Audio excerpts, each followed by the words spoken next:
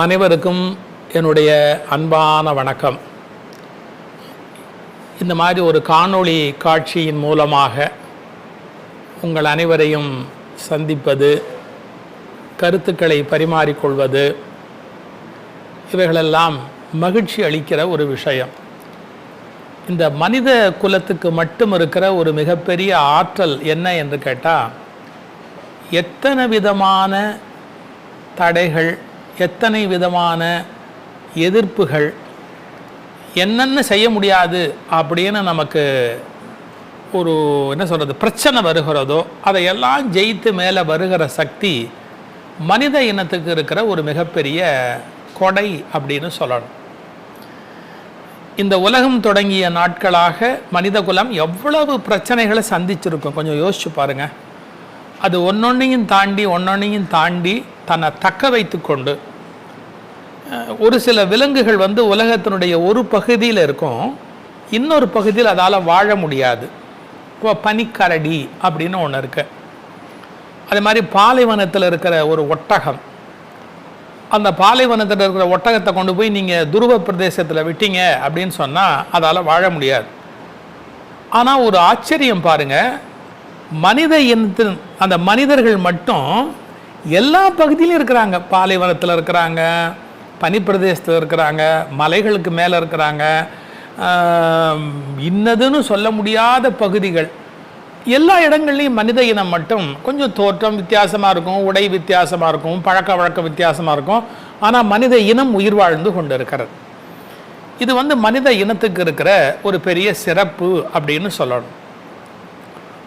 ஒவ்வொரு சோதனை வருகிற போதும் அந்த சோதனைகளை எல்லாம் தாண்டி நாம் எப்படி ஜெயிக்கலாம், சோதனைகளை சாதனைகளாக ஆக்குவது எப்படி, இதை பற்றி கவலைப்படுகிற ஒரு அறிவார்ந்த இனம் மனித இனம். விலங்குகளுக்கு அறிவில்லைன்னு பொருள் அல்ல, சில எல்லை இருக்கு. இப்போ மனிதனுக்கு என்ன மாதிரியான சோதனைகள் எல்லாம் ஏற்படுகிறது அப்படிங்கிறத கொஞ்சம் பார்ப்போம். பொண்ணா பிறக்கிறதே ஒரு பெரிய சோதனை அப்படின்னு பல பெண்கள் சொல்லுவாங்க. ஏன்னா இன்றைக்கி பொண்ணா பிறந்துட்டாலே பெரிய கஷ்டம், பிறக்கிறதுக்கு முன்னாடியே கள்ளிப்பால் ஊற்றிடுறாங்க அப்படிலாம் சொல்லி பெண்ணா பிறப்பதே பெரிய சோதனை அப்படின்னு சொல்லுவாங்க. அதையெல்லாம் தாண்டி பாப்புலேஷன் கணக்கு பார்த்தா பெண்கள் நிறைய தான் இருக்கிறாங்க. ஆண்கள் ரொம்ப வேடிக்கையாக சொல்லுவாங்க, அதெல்லாம் கரெக்டு சார், அந்த பொண்ணை கல்யாணம் பண்ணிட்டா அன்னையிலேருந்து சோதனை எங்களுக்கு ஆரம்பமாகிடுது அப்படின்னு அவங்க அதை ஒரு நகைச்சுவையாக சொல்கிறத ஒரு பெரிய பழக்கமாக வச்சுக்கிட்டு இருக்கிறாங்க. இதெல்லாம் பட்டிமண்டப மேடைகளில் பேசுகிறதுக்கு வேணால் நல்லா இருக்குமே ஒழிய, வாழ்க்கையில் எடுத்துக்கிட்டால் அவரவர்களுடைய எல்லைப்படி அவரவர்களுக்கு ஒரு சோதனை வரத்தான் செய்யும். இப்போ நான் சோதனைகளை இப்படி ஒரு பட்டியல் எடுட்டுமா, கலைந்து போகிற கனவுகள். நாம் ஒரு கனவு மனசில் வச்சுருப்போம், இது மாதிரி நடக்கணும் அப்படின்னு, அந்த கனவு கலைஞ்சு போயிடும், இது ஒரு சோதனை. நாம் நினைப்பது வேறையாக இருக்கும், நடக்கிறது வேறையாக இருக்கும், அது ஒரு விதமான சோதனை. அப்புறம் நமக்கு நடக்கிறது முழுக்க முழுக்க நமக்கு எதிராக நடக்கும், இல்லை தவறாக நடக்கும். இந்த வெளிநாடு போகிற பல பேர் சொல்லுவான், இமிக்ரேஷன் க்யூவில் சார் நான் போகிற க்யூ மட்டுமே மெதுவாக போகும் சார், நான் போவேன் எனக்கு அடுத்த க்யூ வேகமாக போயிடும், நான் நிற்கிற க்யூ மெதுவாக போகும் சார். யாராவது தகராறு பிடிச்சவன் இமிக்ரேஷனில் நின்றுக்குவான், அது லேட் ஆகும், அது என்னமோ எனக்குன்னு மட்டும் அப்படிம்பாங்க சில பேர். எனக்கே ஒரு வேடிக்கையான அனுபவம். ஒரு சின்ன க்யூ அப்படின்னு இமிக்ரேஷனில் ஒரு முறை வளைகுடா நாடுகளில் பார்த்து நான் நிற்க போகிறேன் சார், கிட்டத்தட்ட பாருங்களேன், நான் கிட்டக்க வந்துட்டேன் இமிக்ரேஷன் கவுண்டர்கிட்ட. அங்கேருந்து ஒருத்தன் வந்தான், என்னமோ ஊன்னு ஒரு பெரிய சவுண்டு போட்டு பெரிய க்யூ ஒன்று நிற்கிது, அங்கே போய் கையை காமிச்சு அங்கே போய் நில்லு அப்படிங்கிறான். வெளிநாடுகளில் நம்ம ஒன்றும் பேச முடியாது, அவன் ஏன் சொல்கிறான் எதுக்கு சொல்கிறான், நம்ம பேசுகிறது அவன் புரிஞ்சுக்க மாட்டான், அவன் சொல்கிறது நம்ம கேட்காம அந்த நாட்டுக்குள்ளேயே போக முடியாது. இதெல்லாம் நடக்கிறது தான், சின்ன சின்ன விஷயங்கள். உடனே அது எனக்குன்னு அப்படி நடக்குது, எனக்குன்னு இப்படி நடக்குது அப்படின்னு இன்றைக்கி சொல்லி கொடுத்துட்டு போகிறேன். எது நடந்தாலும் இது எனக்கு மட்டும் ஏன் இப்படி நடக்குதுன்னு வருத்தப்படுறவங்க சந்தோஷமாகவும் இருக்க முடியாது, முன்னேறவும் முடியாது. எத்தனையோ பேருக்கு நடந்திருக்கு, அது மாதிரி ஒன்று எனக்கு நடந்திருக்கு. இதே மாதிரி க்யூவில் வேறு ஒருத்தருக்கு நடந்திருக்காதா? இதே மாதிரி போகும்போது நீ அந்த க்யூவில் போய் நில்லுன்னு சொல்லியிருக்க மாட்டாங்களா?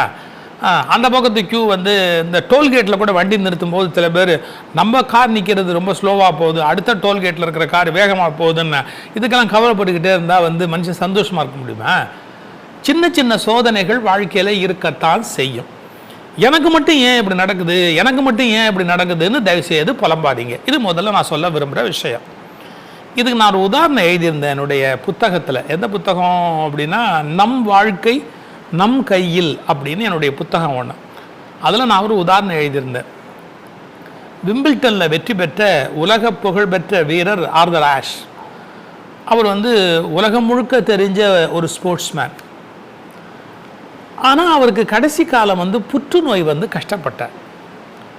புற்றுநோய் வந்தபோது அவரை ஒரு இன்டர்வியூ பண்ணுற பத்திரிகை ஆசிரியர் ஒரு கேள்வி கேட்டார். சார், நீங்கள் எவ்வளோ பெரிய உலக புகழ்பெற்ற ஒரு ஸ்போர்ட்ஸ்மேன், நமக்கே இப்படி ஒரு புற்றுநோய் வந்ததுன்னு என்றைக்காவது நீங்கள் வருத்தப்பட்டிருக்கீங்களா சார்? உங்களுக்கு அந்த வருத்தம் மனசில் ஏற்பட்டிருக்கா அப்படின்னு ஒரு கேள்வி கேட்டார். அதுக்கு அவர் ஒரு பதில் சொன்னார் பாருங்க. இந்த உலகம் முழுக்க டென்னிஸ் ஆடுறவங்க எத்தனை லட்சம் பேர், எல்லாருக்குமா இன்னொரு நாட்டுக்கு போய் ஆடுகிற பாக்கியம் கிடைச்சிடும், உலக போட்டிக்கு போகிற பாக்கியம் கிடைச்சிடும். அந்த நாட்டுக்குள்ளேயே கீழாடி மேலாடி ஜெயிச்சு அந்த நாட்டுக்குள்ளே ஒரு வீரருங்கிற அங்கீகாரத்தை வாங்கிறது எவ்வளோ கஷ்டம். இதுக்கு பிறகு அந்த நாட்டினுடைய பிரதிநிதியாக போய் இன்னொரு நாட்டோட விளையாடுறது அப்படிங்கிறது ஒரு 120 பேர் தேர்வானா? இந்த 120 பேர் போராடிக்கிட்டே வரும்போது கடைசியாக ஒலிம்பிக் அது மாதிரி ஒரு உயர்ந்த இடம் தேர்ந்தெடுக்கிறாங்க, சிறந்த போட்டி அப்படின்னு எவ்வளோ பேர் எடுப்பாங்க? 4 பேர் எடுப்பாங்க. நான் அந்த 4 பேர் ஒரு ஆளாக வந்தேன்ல. அப்புறம் 4 பேரில் இல்லை, 2 பேர் எடுத்தாங்க கடைசியாக. அந்த 2 பேரில் ஒரு ஆளாக நான் வரலையா? இந்த 2 பேர்லையும் ஆடி அந்த விம்பிள்டன் அந்த கோப்பை பரிசு நான் தானே பெற்றேன். அதை எனக்கு கையில் கொடுத்தாங்கல்ல. நான் அப்போ கேட்டேனே, லட்சக்கணக்கான பேர் இருக்கிற இந்த உலகத்தில், கோடிக்கணக்கான பேர் இருக்கிற உலகத்தில், லட்சக்கணக்கான பேர் விளையாடுற இடத்துல, ஆயிரக்கணக்கான பேர் செலக்ட் ஆகிற இடத்துல, ஏன் ஒருத்தனுக்கு மட்டும் இறைவா ஏன் இந்த முதல் பரிசை கொடுத்தேன்னு நான் போய் கடவுளை கேட்டேன்னா? கோப்பை வந்ததை வாங்கி வச்சுக்கிட்டேன்ல. கோப்பை வந்ததை வாங்கி வச்சுக்கிட்டேன்னா புற்றுநோய் வந்ததையும் வாங்கி வச்சுக்க வேண்டியது தானே. எனக்கு மட்டும் ஏன் இதை கொடுத்தாயின்னு நான் அப்போ கேட்கல.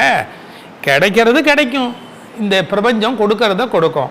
நாம் அதை அப்படியே ஏற்றுக்கணுமே ஒழிய எனக்கு மட்டும் ஏன் இந்த கஷ்டம்னு கேட்டால் நம்ம கேட்குற முறை சரியில்லை அப்படின்னார். அவர் ஒரு விளையாட்டு வீரர் என்றாலும் வாழ்க்கைக்கு ஒரு மிகப்பெரிய பாடத்தை கற்றுக் கொடுத்துருக்கிறார். இன்றைக்கி துக்கப்படுற பல பேர் துக்கப்படுறதுக்கு ஒரே காரணம் என்ன தெரியுங்களா? எனக்கு மட்டும் ஏன் இப்படி நடந்தது, சின்ன வயசுலேயே என் வாழ்க்கையில் எப்படி ஆகிப்போச்சு, ஏதோ ஒன்று இழந்திருப்பாங்க, சொத்தை இழந்திருப்பாங்க, உறவுகளை இழந்திருப்பாங்க, இல்லை பெற்றவர்களாலேயே கூட கைவிடப்பட்டிருப்பாங்க.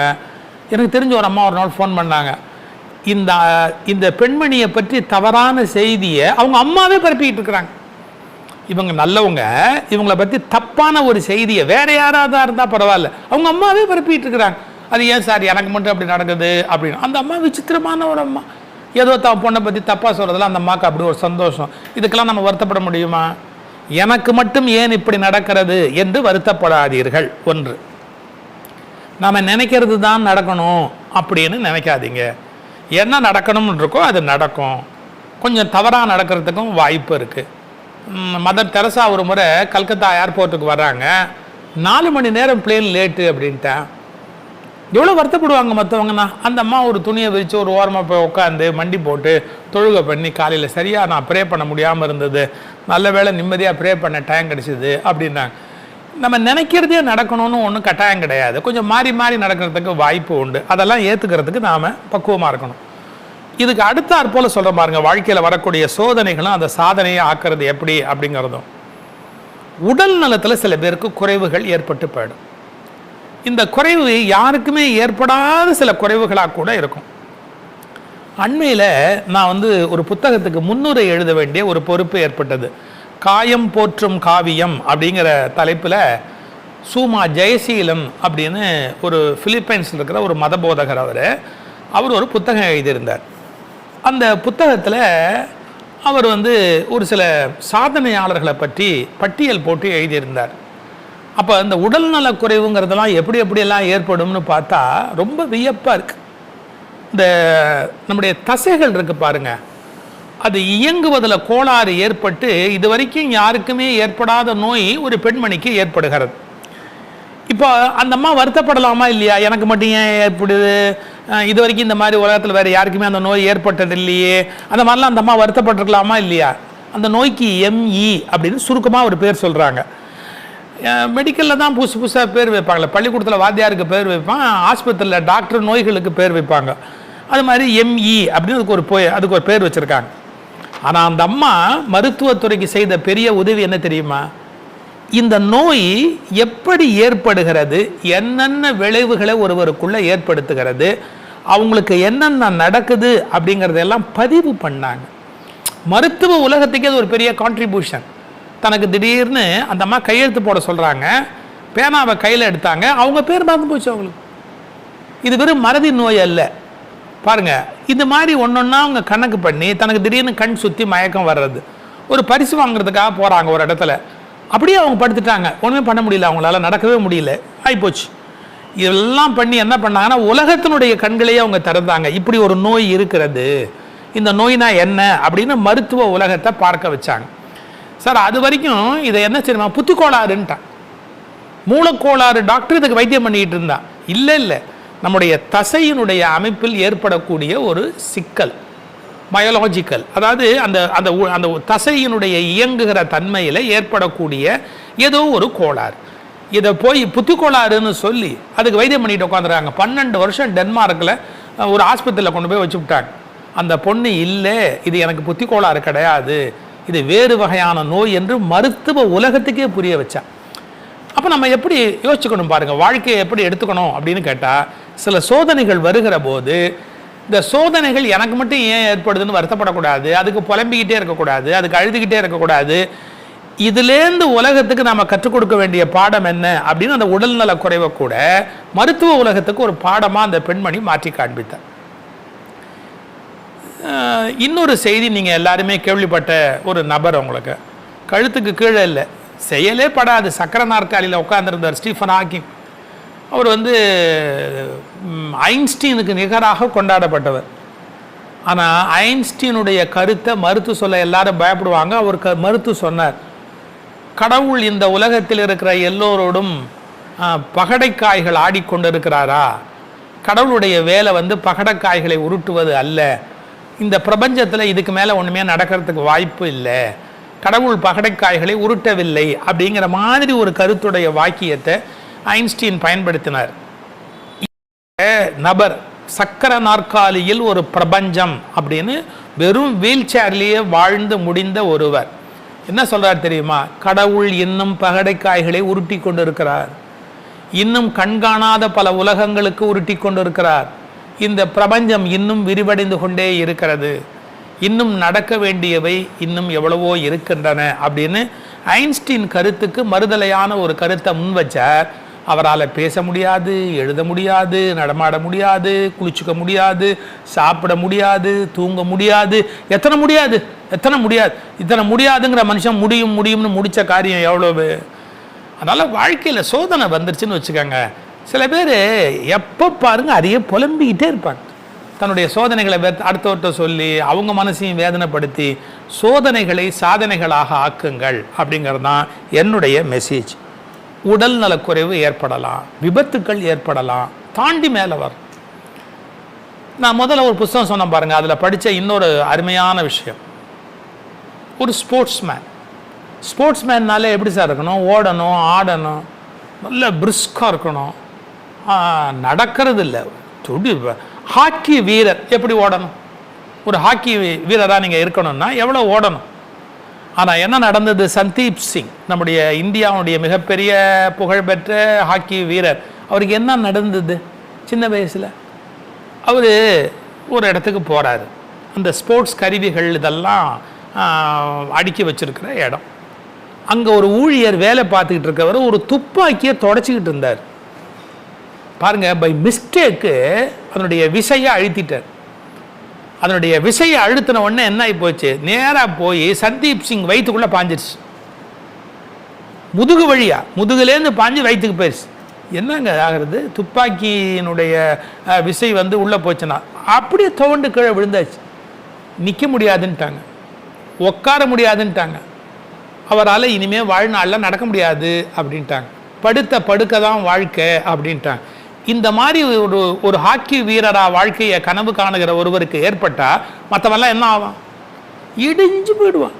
இதோட போச்சு நம்ம வாழ்க்கை, இனிமேல் நம்ம எப்படி மேலே வரதுக்கான வாய்ப்பே கிடையாது, என் கதை முடிஞ்சு போச்சு, கடவுள் கண் திறக்கல, என்ன புலம்புவான். அவர் ஆஸ்பத்திரியில் படுத்திருக்கிறார். யாராவது நெகட்டிவாக பேசினா இந்த இடத்த காலி பண்ணுன்றார். ஒன்றால் மறுபடியும் எந்திரிக்க முடியாது, நடக்க முடியாது. யார் சொன்னாலும் இடத்த காலி பண்ணு, இந்த இடத்த காலி பண்ணி போ அப்படின்னு. அவங்க அண்ணன் மட்டும்தான் அவருக்கு ஊக்கம் கொடுக்குறாரு. இவருடைய மலஜலத்தை அவர் தான் அழுறாரு. அவங்க அண்ணன் அவர் சொல்கிறாரு, முடியும்டா, அண்ணன் இருக்கிறேன், என் தோலை பிடிச்சிக்கோ, நடக்க வச்சிட்றேன் ஒன்றை, நீ நடந்துடுவே அப்படியே சொல்லி நடக்க வச்சார். அது பெருசு இல்லை. நடந்தவர் என்ன பண்ணார், கொஞ்சம் கொஞ்சமாக ஃபாஸ்ட்டாக நடக்க ஆரம்பித்தார். அப்புறம் சார் எல்லாத்துலேருந்தும் தாண்டி ஓட ஆரம்பித்தார். ஆக்கி மட்டையை பக்கத்துலேயே வச்சுக்கிட்டார், கண்ணிலேயே ஒத்திக்கிட்டார், கூடவே வச்சுக்கிட்டே இருந்தார். விடமாட்டேன் அப்படின்னு கையில் எடுத்துக்கிட்டார். கடைசியில் ஹாக்கி விளையாட ஆரம்பித்தார். நீங்கள் நம்புங்க, நம்பாட்டி போங்க, மறுபடியும் அவர் ஹாக்கி கிரவுண்டுக்கு வந்துட்டார். இந்திய டீமில் செலக்ட் ஆகிட்டார். இந்தியாவை ஒலிம்பிக்கு உலக அரங்கத்துக்கு அழைத்து கொண்டு போகிற வீரர் ஆயிட்டார். இந்தியாவில் விளையாட்டு வீரர்களுக்கு தரப்படுகிற அர்ஜுன விருது பெற்றார். சார் துப்பாக்கி குண்டு தெரியாமல் தொலைச்சி நடக்க முடியாதுன்னு படுத்தவன் ஹாக்கி போய் அர்ஜுனா விருது வாங்கிறது அப்படின்னா வாழ்க்கை எப்பேற்பட்டது சார். விபத்துக்களை பெருசாக நினைக்கக்கூடாது, ஊனங்களை பெருசாக நினைக்கக்கூடாது, சோதனைகளை பெருசாக நினைக்கக்கூடாது. இதெல்லாம் தாண்டி நம்ம மேலே வர முடியும் அப்படின்னு நினைக்கணும்.